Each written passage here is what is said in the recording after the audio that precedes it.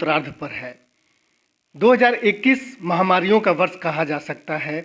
इस साल पहले तो कोरोना ने ज़बरदस्त कहर ढाया, उसके बाद दिल्ली में डेंगू को भी महामारी घोषित करना पड़ा, ऐसी स्थिति रही। आज हमारे साथ टीएमसी में स्वास्थ्य कमेटी के चेयरमैन प्रमोद गुप्ता जी हैं, जो यमुना विहार से निगम पार्षद भी हैं। हम इनसे बात करते हैं कि कोरोना के बाद जबकि पूरी मेडिकल व्यवस्था इतनी सुदृढ़ करने की कोशिश की गई थी, उसके बावजूद भी कई वर्षों के बाद इस साल डेंगू को महामारी घोषित करना पड़ा। प्रमोद जी, कहाँ चूक हो गई इस बार कि कई सालों के बाद इस बार डेंगू को महामारी तक घोषित करने की नौबत आ गई? देखिए, डेंगू एक क्लाइमेट के अकॉर्डिंग होने वाला एक बीमारी है। कुछ मौसम इस प्रकार का रहा जिसकी वजह से एडीज़ मच्छर की उत्पत्ति ज़्यादा हुई, ऐसा मुझे लगता है। बाकी तो एक्सपर्ट डॉक्टर्स बता पाएंगे, जिसके कारण दिल्ली के अंदर एक बहुत बड़ी तादाद में डेंगू मलेरिया एकदम पिछले 5-7 वर्षों के बाद तेज़ी से आया। एक कारण इसका ये भी हो सकता है कि इस बार दिल्ली के अंदर जल भराव बारिश के अंदर बहुत ज़्यादा हुआ। कुछ बारिश भी ज़्यादा हुई और जल भराव ज़्यादा हुआ। दिल्ली की पीडब्ल्यूडी फेल होने की वजह से जगह जगह रोडों पर, गड्ढों में, छत पर, आगे पीछे इधर उधर पानी भराव के चांसेस ज़्यादा रहे। नालों में पानी भरा रहा, छतों पर पानी लोगों के भरने के बहुत केसेस ज़्यादा आए। तो ये भी एक कारण हो सकता है मच्छर की ब्रीडिंग का, जिसकी वजह से जो क्लाइमेट के कारण ये मच्छर, एडीज़ मच्छर ज़्यादा पैदा हुआ, जिससे डेंगू मलेरिया उत्पन्न हुआ। क्या क्या कदम उठाया नगर निगम ने इसे रोकथाम के लिए, जिससे ये कहा जाए कि नगर निगम को जो जिम्मेदारी थी उसको उसने निभाने की कोशिश की?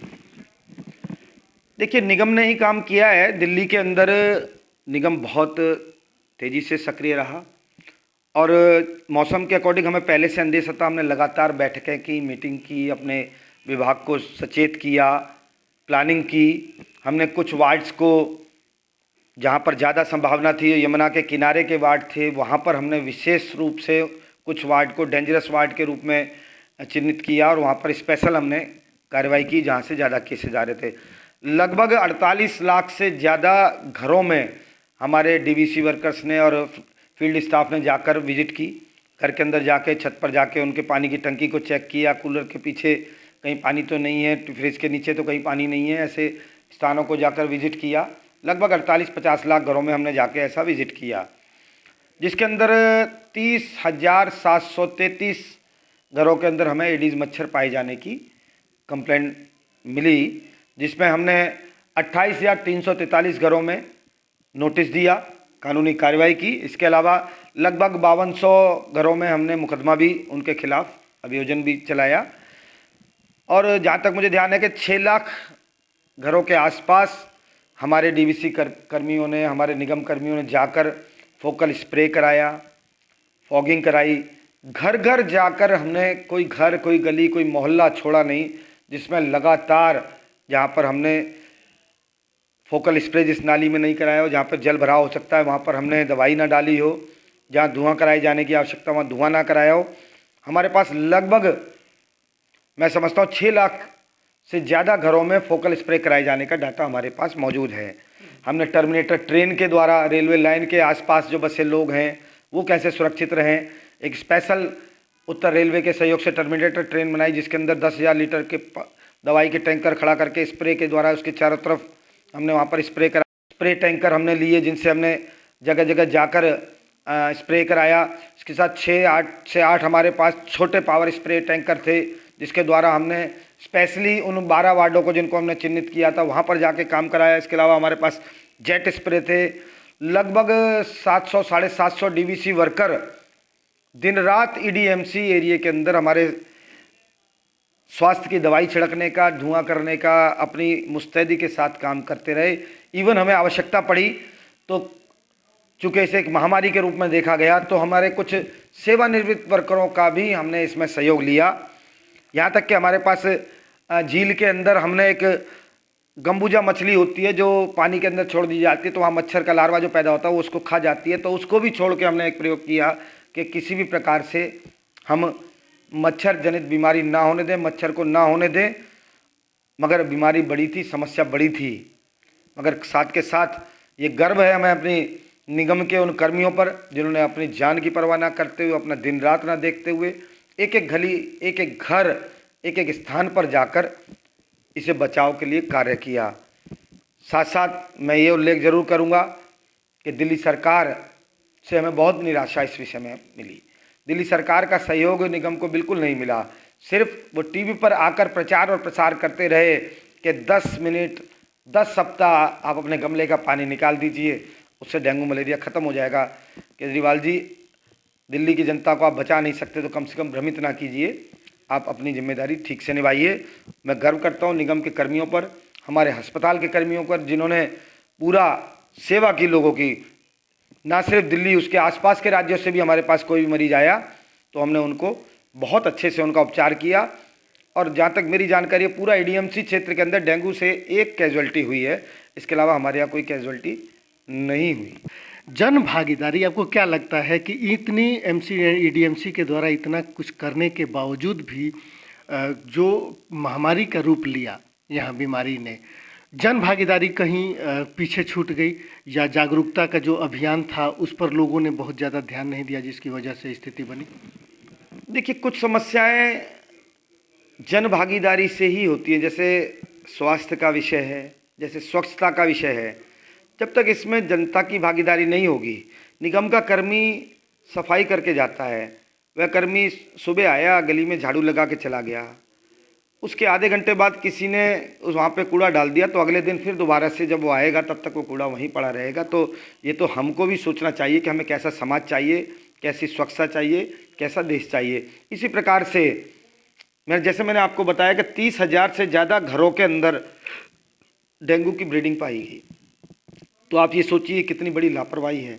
हमने उन लोगों के 5,5200 से ज़्यादा लोगों के खिलाफ हमने मुकदमा चलाया, 28,000 लोगों के ऊपर हमने चालान किया। तो ये दंडित करने की कार्रवाई इसीलिए तो लोगों की लापरवाही है। लोग कहीं ना कहीं अपनी इस विचार को मन में रख के चलते कि मुझे कुछ नहीं होगा। नहीं, पहले हमें स्वयं को सुरक्षित करना, फिर दूसरे की सेवा करनी है। और निगम कर्मियों ने अपनी जिम्मेदारी को ठीक से निभाया है। कुछ मौसम ऐसा रहा कि जब एटमॉस्फेयर इस तरह का बनता है कि पानी होता है और मॉइस्चर क्रिएट होता है, तो उस पीरियड में ये एडीज मच्छर जो जल जनित बीमारियों को अधिकतर पैदा करता है, उसकी ब्रीडिंग हो जाती है, उसकी पैदा होने की संभावनाएं ज़्यादा बढ़ जाती हैं। और इस बार ऐसा मौसम बना, बहुत ज़्यादा बारिश हुई, जिसकी वजह से ये ईडीएमसी क्षेत्र में ही नहीं, दिल्ली के क्षेत्र में ही नहीं, बाकी और काफ़ी नॉर्थ उत्तर भारत के एरियो में डेंगू का प्रकोप देखने को मिला। मगर मैं पुनः इस बात को दोहराने में बिल्कुल गौरव महसूस करता हूं कि मेरे निगम के कर्मियों ने पूरी मेहनत के साथ, पूरी तन्मयता के साथ अपनी जिम्मेदारी को निभाया। अपने ड्यूटी समय से आगे पीछे होकर सभी छुट्टियां रद्द करके, शनिवार हो, इतवार हो, तीज हो, त्योहार हो, दिवाली के दिन तक भी निगम के लोगों ने जाकर अपनी जिम्मेदारी को निभाया है। और हमारे सभी पार्षदों ने जाकर क्षेत्र में दीपावली के दिन भी, भाई दूज के अंदर भी मैंने देखा है, हमारे पार्षदों ने अपनी गली मोहल्ले समाज के अंदर जाकर स्वयं खड़े होकर डेंगू की बचाव के हमारे पास हैं। फेसबुक के माध्यम से, सोशल मीडिया के माध्यम से, मैं हेल्थ चेयरमैन होने के नाते सभी पार्षदों को फॉलो करता रहता हूं, तो सभी लोगों ने बहुत मुस्तैदी के साथ काम किया है। शायद हमारे निगम कर्मी और हमारे पार्षद इतना मुस्तैद ना होते तो ये महामारी बहुत बड़ा रूप ले सकती थी, बहुत बड़ा रूप ले सकती है। जिस प्रकार में कोरोना के अंदर दिल्ली सरकार पूरी तरह ऑक्सीजन देने में, हॉस्पिटलों में व्यवस्था देने में फेल रही, ऐसी स्थिति अब भी हो सकती थी, मगर निगम ने पूरी मुस्तैदी के साथ इस जिम्मेदारी को संभाला है। अच्छा, इन सब के बीच में जैसे आपने एक आंकड़े गिनाए कि लोगों के ऊपर कार्रवाई की गई, चालान भी काटे गए, अभियोजन भी किया गया। सरकारी जो दफ्तर हैं, जो कार्यालय हैं, वो चाहे छोटे हों या बड़े हों, हर विभाग का, वो चाहे किसी भी सरकार के या किसी सिविक सेंटर में आते हों, वहाँ पर क्या कार्रवाई हुई? वहाँ पर कई बार लापरवाही देखने को मिलती है, जो चीज़ें जहाँ पड़ी है वैसे ही पड़ी हैं, पानी इकट्ठा हो रहा है। क्या ईडीएमसी ने इन विभागों पर भी कुछ कार्रवाई किया? यहाँ से जो मच्छर जनित बीमारियाँ होने वाली थी या डेंगू के जो लार्वा पैदा हो रहे थे, उसके रोकथाम के लिए कुछ किया? देखिए, कोई भी रोग, कोई भी मच्छर वो यह देख के पैदा नहीं होगा कि वह प्रमोद गुप्ता के यहाँ पैदा हो रहा है या किसी आईपीएस ऑफिसर के यहाँ पैदा हो रहा है या किसी सामान्य छोटे से मेरे जैसे व्यक्ति के यहाँ पैदा हो रहा है। ये विषय नहीं है, विषय ये है कि हम सबकी जिम्मेदारी समाज के प्रति क्या है। और निगम ने जितनी भी बड़ी संस्थाएं थी, चाहे वो पुलिस था, पुलिस महकमे के जितने भी थाने थे, हमारे डीसीपी एसीपी ऑफिसर्स थे, हमने सब में वहाँ पर बैठक ली, उन लोगों को एजुकेट किया।